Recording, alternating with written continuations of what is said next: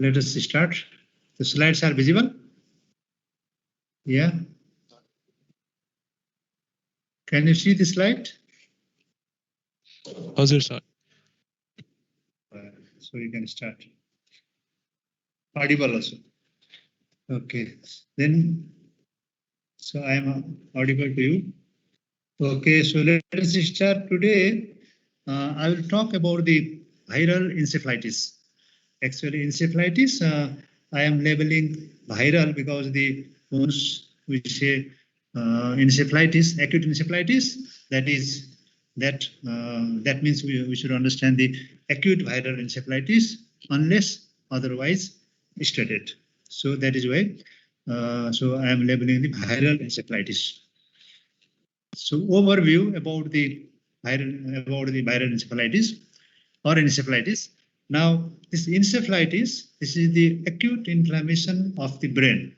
So there are several causes. Out of those, the virus is the most important cause. In majority of the cases, the virus is the main cause of acute encephalitis. So that is why we prefer to say viral hepatitis, acute viral hepatitis, acute encephalitis means we understand acute viral encephalitis.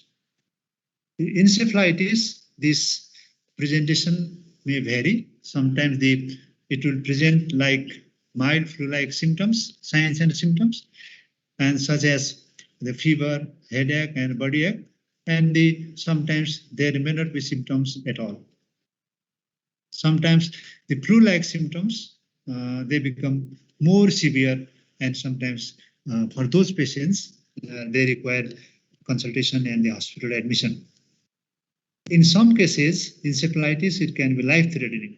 So timely diagnosis and treatment, they are important because it is difficult to predict the outcome once it affects the individual. So ideally, every viral infection, they must be taken very seriously. So this is not like our times. In our times, so if somebody is having viral infection, we used to say that rule of thumb was that it will be if you treat or do not treat, it will be okay by 7 days. This is not like that nowadays. So every viral infection, we have seen the problem which we are facing and which every country they are facing with the SARS-CoV. The same thing is true with other viruses. So because the study about the viral infection is very scarce and the laboratory facilities, they are also very limited.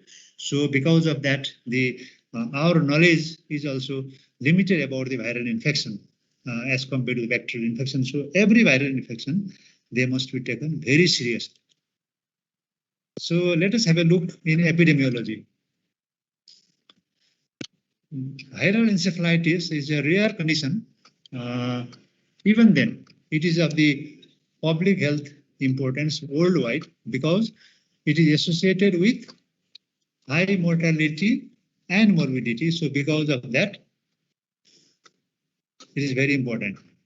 And if you look at the incidence of the viral hepatitis, viral encephalitis, it varies between the studies. But in most of the studies, the incidence is between the 3.5 and 7.4 for 100,000 patients per year. Encephalitis, it affects all age groups of all ages, the people of all ages, but it is more common in pediatric population. And both sexes are involved, but many studies, they have shown the male preponderance. And what is the scenario of encephalitis in Nepal? So if somebody says or somebody asks about the scenario of encephalitis in Nepal, we usually understand we are forced to tell something about the Japanese encephalitis because might be because of the fund was diverted for this study only, or maybe something else. But most of the studies, they are on the Japanese encephalitis, and this is one of the cause of the acute encephalitis. And the other types of encephalitis I didn't find in the Google. I think either they are not reported or they are not coming across other types of the viruses. So you should consider the Japanese encephalitis when the temperature is above 38 degrees Celsius, along with the altered consciousness, or sometimes patient may be unconscious, and the diagnosis is usually confirmed by detection of the anti-Japanese encephalitis immunoglobulin EM in cerebrospinal fluid. And there is no specific treatment for Japanese encephalitis is available, not only in the Nepal and in other countries or in other parts of the world also. There is no specific treatment. The only treatment is supportive. So you have to provide the good nursing care. You have to take care of the nutritional status of the patient. And then others, like if the patient is having the raised intracranial pressure, then you should consider injection mannitol. And if the patient is having seizure or convulsion, then you should consider the diazepam. So this is all about the general treatment of a patient with Japanese encephalitis. So this was in relation to encephalitis in Nepal. So I didn't find other information other than Japanese encephalitis in Nepal. Now, I would like to share about the SARS-CoV-2 associated viral encephalitis. As you know, this time we are also facing many problems due to the SARS-CoV-2 pandemic. Here, I have found the one case report from Wuhan. So idea is to inform you or make you aware that the SARS-CoV-2, it can also cause acute viral encephalitis. There is a case report from the Wuhan, China. He is 89 years old man. He was admitted to the neurocritical care department in a specialized hospital with the complaint of headache, dizziness, hyperpyrexia, myalgia, rashes, and a tremor. On investigation, the MRI showed evidence of the viral encephalitis near the basal ganglia and the thalami. And he was treated with antiviral and anti-inflammatory drugs, which we usually recommended and which we prescribe to the patients after the diagnosis. But unfortunately, patient died after 1 week of treatment in the ICU because of the seizure disorder and the respiratory failure. And on retrospective analysis, the attendant of the patient told that the patient was having the flu-like illness 10 days prior to the development of the neurological symptoms. So the idea of sharing this information is SARS-CoV-2 is a multi-system disease, so it can also affect the brain, giving rise to the acute viral encephalitis. And at the same time, its outcome is very bad. And most of the patient will have the preceding findings or complaints suggestive of flu-like illness, so which must not be ignored and which must be taken very seriously. So this is whole idea of the sharing this case is to make you aware about this condition, and at the same time is to make aware about the seriousness of the encephalitis, and at the same time any kind of viral infection. So you must take it very seriously. So are you hearing me? Am I audible? And the slides are visible? Yes, sir. So okay, so I can continue. Now let us talk about the causes of the encephalitis. Now, if you talk about the causes of the encephalitis, there are virus, bacteria, as well as the fungus, which may give rise to this acute encephalitis in different situations. But here I will be focusing mainly on the virus. As I told you in the previous slide, that the most common cause and most important cause of acute encephalitis is virus. So I will be focusing more on the virus. And sometimes this encephalitis, acute encephalitis, it may occur as a sequelae of immune response to the previous infection. What happens here, the immune system of the patient, it attacks by mistake to the normal brain tissue of the patients. So that means the autoimmunity means there is production of the antibody which attacks the wounds or host or person's cells, behaving them as a foreign. So this is this types of disorder is called the autoimmune disorder. So that is also possible here. And based on the etiology, you can classify this encephalitis as primary, which is also called most of the time infectious, or secondary encephalitis. Let us talk one after another. Secondary is not very important. The most important one is the primary. So let us talk about the primary causes of encephalitis. The primary encephalitis or infectious encephalitis, you can divide into the various categories, three main categories, like the more than three are here. The common viruses, they can give rise to the primary encephalitis. Under this heading, the herpes simplex virus, both type 1 and type 2, and the Epstein-Barr virus and the varicella zoster virus. And next is the enteroviruses, which includes the poliovirus and Coxsackie virus. And next cause is the mosquito-borne viruses like West Nile, La Crosse, and St. Louis. These are not very common in our part. I think they are common in the United States and the South America. These are common there. And then tick-borne viruses and rabies virus. So these are some of the important viruses which you should consider under the primary causes of acute encephalitis. Then the continuation is childhood viral infection. This is also continuation under the primary infection. This includes measles, mumps, and rubella. And Japanese encephalitis is very common in Asia. And lastly, tick-borne encephalitis. This is repetition. Tick-borne in previous year also. Anyway, so these are the list of the different types of the viruses and which can produce the primary encephalitis. So this is very important causes of encephalitis. And after this, let us talk about the secondary encephalitis. These are not very important, but so you must know about this. This is also possible. In some situation, you may come across this type of encephalitis also.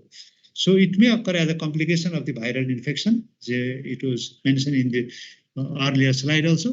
And the symptoms usually starts to appear days or even after the initial infection. So you'll get the history of infection, and then the latter, it will be followed by the encephalitis. What happens here? The patient's immune system treats the healthy brain cells as a foreign organism and attacks them. This is called the autoimmune encephalitis. It is not yet known why the immune system malfunctions in this way. So autoimmune mechanism or phenomenon that occurs in the patients or in the persons also, and in various diseases also. But why this is happening here is not clearly understood. And then, so just for your level, you should understand that autoimmune encephalitis exists. So this much will be enough for your level. Now, let us talk about the risk factors. The age is the very important factors. It's very common in the young children as well as the older adults. Both category, they are at the high risk. And individuals with weak immune system, like people with HIV and those who are taking the immunosuppressive drugs, these groups of the individuals, they are also at high risk for encephalitis. And the people who live in the area where mosquitoes and ticks are common. So these are some of the very important risk factors which you should know about the encephalitis. And briefly about the pathophysiology, it's not in detail, and it's not requiring detail also, just to understand what happens. There will be infection, and then the infection will stimulate the inflammation, especially in the cortex, white matter, and basal ganglia and brainstem. So these are the areas which are the area of choice for the virus and which are affected, and then there it will produce the inflammation. And the distribution of the lesion, it varies according to the type of the virus. The site or pattern of the lesion, that varies according to the underlying virus. For example, in herpes simplex virus, it prefers the temporal lobe. So the temporal lobe is predominantly involved in herpes simplex virus. Similarly, the cytomegalovirus, it involves the part of the brain adjacent to the ventricles. So it produces their ventriculitis. So according to the type of the organism, site of brain is also involved in different parts of the brain is also involved according to the type of the underlying organism. So after this, let us talk about the clinical features of acute encephalitis. As the symptoms, most of the patient they present with acute onset of headache. Remember, acute onset of headache is very important here. And any unexplained acute headache is a warning. So you must take it very seriously. In this case, particularly, acute onset of headache is very, very important. I am emphasizing repeatedly.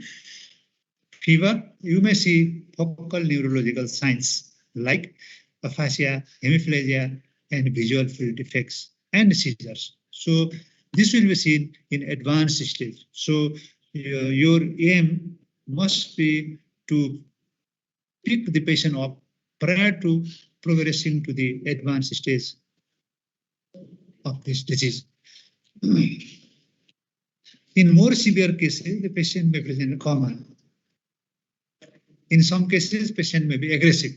So these are the some of the rare presentation. The most common presentation is acute onset of headache and fever. Remember, and in most of the cases, you will find the preceding history of the flu-like illness. That is also very important. Signs, if you examine such patients, you will find the disturbance in the consciousness, which will be ranging from drowsiness to deep coma. And you may get the signs of meningism, like neck rigidity may be present. And it also varies according to the type of the organism involved for the production of encephalitis. So if it is due to rabies, rabies also you will come across and it will be discussed in a separate lecture.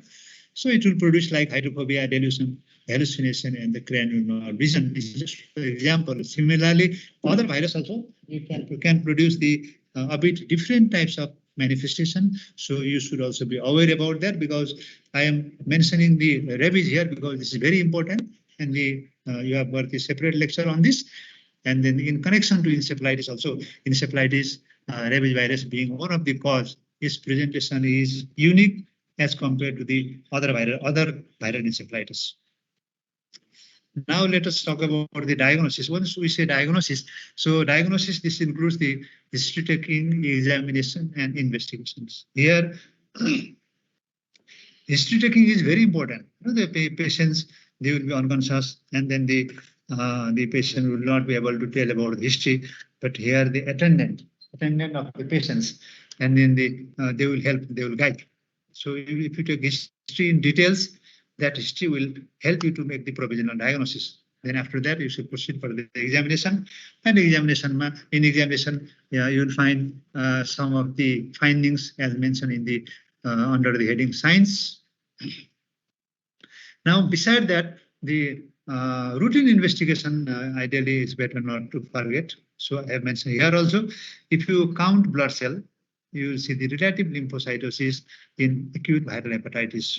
Okay, and then if you do chest X-ray as a part of the routine investigation, you will see some characteristic changes suggestive of Mycoplasma, Legionella, or tuberculosis infection. So these findings also, they may help you to make the diagnosis, to think about the cause of the acute encephalitis. And the neuroimaging. So out of these, the most important and single most investigations, if available and if you are asked, in this case, is neuroimaging. Again, in neuroimaging, you have got CT scan, you have got MRI. So those CT scan is easy to perform, available in most of the place, and MRI is time consuming. You have to prepare the patient. Sometimes it may not be possible for the restless patient, but the more information you will get from the MRI. So the MRI must be the investigation of choice. This must be the neuroimaging of choice in acute encephalitis. Then it ideally should precede the other investigations. So if you are working in a better center, where all the facilities available, then your first investigation must be neuroimaging, that is MRI.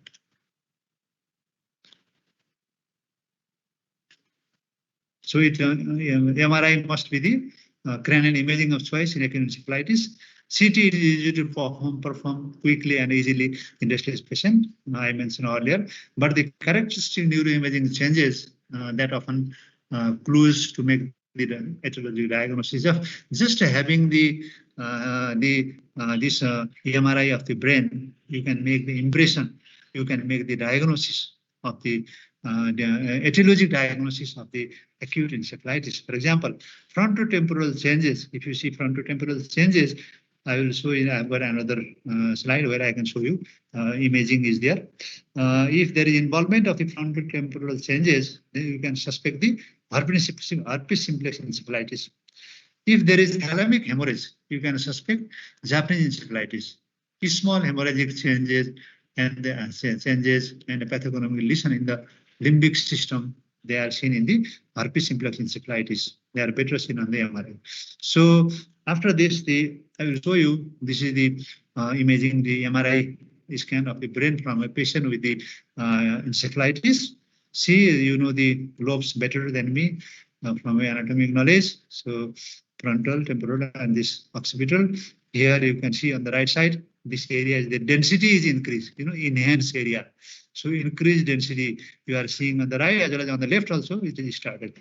So it is very much suggestive of the herpes simplex encephalitis. So this is how the MRI, just by doing the MRI, you can make the etiologic diagnosis. So this is how the MRI is the preferred modality of investigation in such patients if it is available. If it is not available, then you have to go for the CT scan. Then the next is the lumbar puncture and CSF analysis. It was the investigation of first investigation. It used to be first investigation in my time. That is in say in 84, 85. Now it is in the third and fourth. It is preceded by the MRI. Now lumbar puncture and CSF analysis. So this essential part of investigation of encephalitis, and it should be the next step after neuroimaging. See, it is considered, it is preferred to be performed after neuroimaging, but in my time it was in first. Now look for the contraindication for ELB, especially mass lesion, which will be actually by imaging. So if there is a mass lesion in the brain, which you can see in the MRI, so mass lesion in the brain, that means it will cause the raised intracranial pressure, and the raised intracranial pressure is one of the contraindication for performing the lumbar puncture. So that information you will get after doing the MRI. And besides this also, if you examine the patient, you can find the signs of the raised intracranial pressure. And then after that, you can make an impression whether to proceed for lumbar puncture or not. So ideally, if there is the evidence of the raised intracranial pressure, or if there is mass lesion in the brain in MRI, so you should not proceed for the lumbar puncture, because so in those cases there will be increased intracranial pressure. So if you puncture the this spinal cord for draining the CSF, then there will be continuous leaking. There is chances of the herniation of the brain. So that is why there is a contraindication. Now, once you obtain the cerebrospinal fluid in viral encephalitis, and if you look at the cell, you can see lymphocytes predominantly. But in early stage, you may see the polymorphic nuclear cells also in early stage, but later, and most of the time, it is always the lymphocyte. And on the other hand, the CSF may be normal in about 10% of the cases. And then the West Nile virus, it may cause the sustained neutrophilic CSF. And if you look at the glucose, it will be normal in most of the viral encephalitis, but protein may be raised. And the cerebrospinal fluid profile in acute viral encephalitis is indistinguishable from the aseptic meningitis. So, because in aseptic meningitis also the same types of finding you can get. So that is why sometimes it is considered that it is confused or indistinguishable from the this aseptic meningitis. Now the next is the we are talking the investigation, the electroencephalography. Ideally, this is also not a routine investigation. This you can avoid also. This is just for your information. So it will show, because this will not give you the much information, and you will get only non-specific information. So if it is done, then it will show abnormal orbit stage.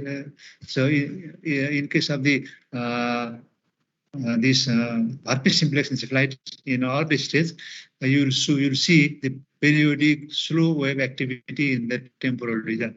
So this is actually non-specific. It's better to know, but this is not a must.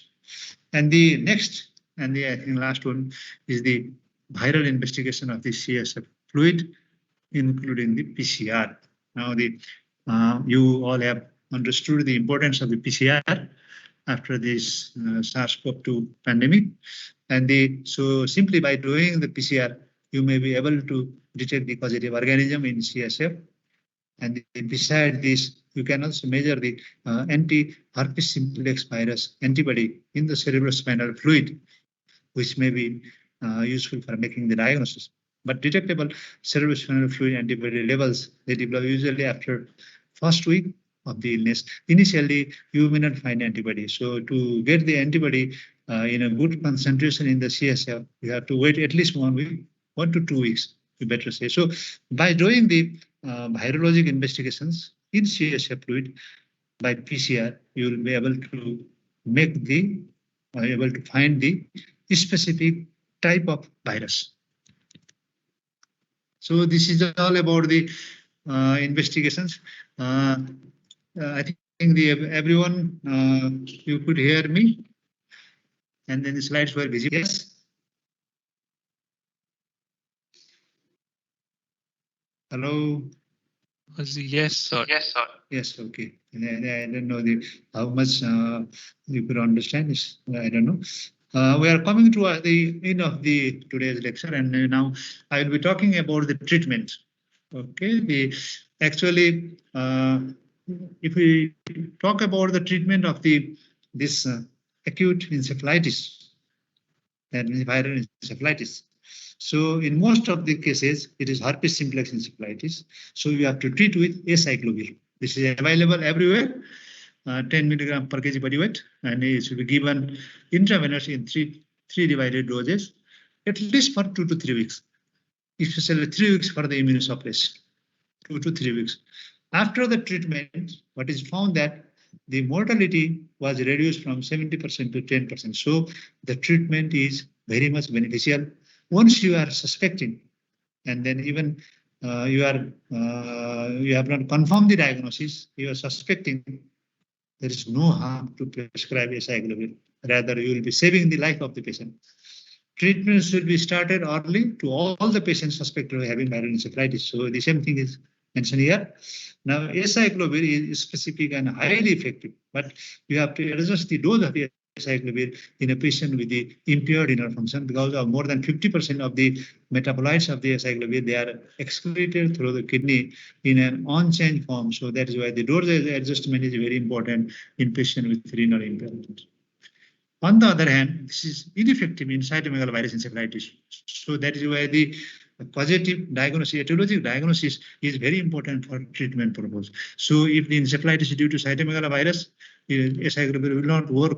So you may come across some patients, you suspected encephalitis, you started the treatment with acyclovir, but the patient is not responding.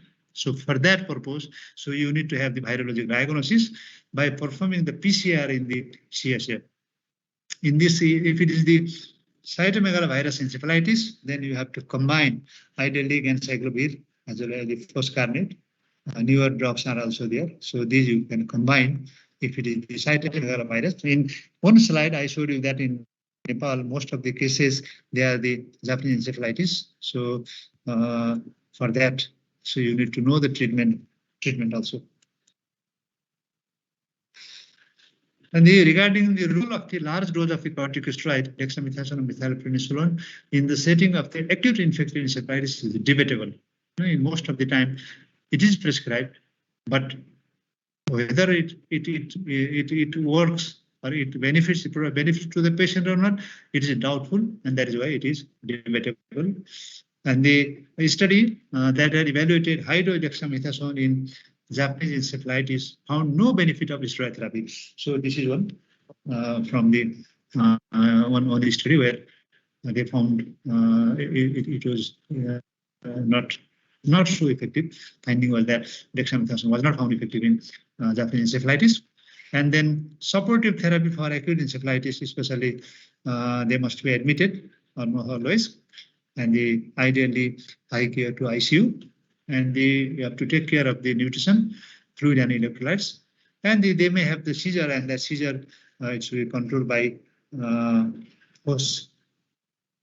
phenytoin. This is the phenytoin group of medicine, or you can also you can also consider with the diazepam injectable form. It depends upon the condition and the availability of drugs and your experience. And you should consider DVT prophylaxis because the patient remains in intensive care bed for a prolonged period. So the DVT prophylaxis in the form of the anticoagulation is very important. And the dexamethasone, again, you must consider for the raised intracranial pressure. So if there is evidence of the raised intracranial pressure, you must always consider of the dexamethasone just to take care of, just to control the increased intracranial pressure and to avoid its adverse effect on the brain. Now let us talk about some of the complications of acute encephalitis. These are the reported complications like epilepsy, persistent anosmia, aphasia, motor deficit, and chronic amnestic state similar to the Korsakoff psychosis. They have been known among the survivors of the severe herpes simplex encephalitis. And the post-encephalitic Parkinsonism have been also reported after the sporadic viral encephalitis. Especially it is observed in patients with Japanese encephalitis after recovery. 1/3 of all the children with Japanese encephalitis, they will die. See, result is very serious condition, 1/3. And up to 75% of the surviving children, they may be left with major neurological sequelae, including mental retardation, epilepsy, behavioral abnormality, especially obsessive compulsive type, speech, and extrapyramidal movement disorders. So these are the very bad aspects even after recovery, which you should know with the Japanese encephalitis.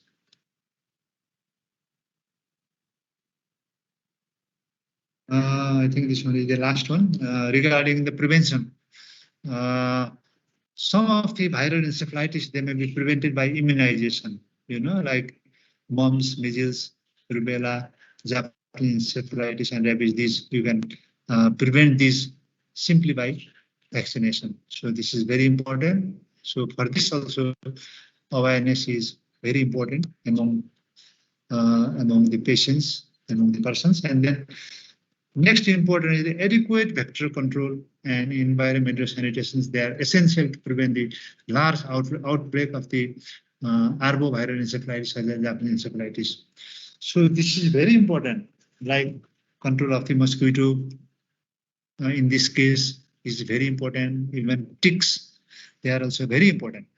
And the environmental sanitations, they are all important. So simply by taking care of these things, you can minimize, or even you may be able to avoid this viral encephalitis. Awareness about encephalitis among the people, this is also very important, about the disease and its symptoms as well as the preventive measures.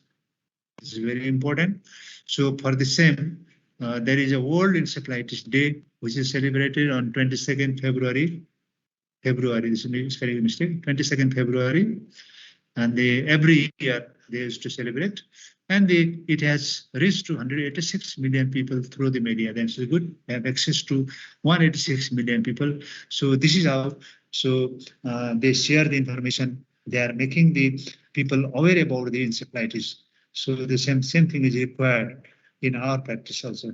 So with this, if we can prevent, then the people, they will not develop encephalitis, and this is how we will save their lives. And we did that as well as those who survive, they may not have the neurological deficit like and other neurological sequelae. So for that purpose, the prevention is very important. So this is all about the encephalitis.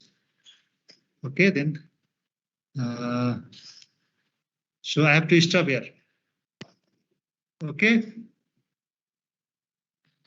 Thank you, sir. Okay, thank you very much.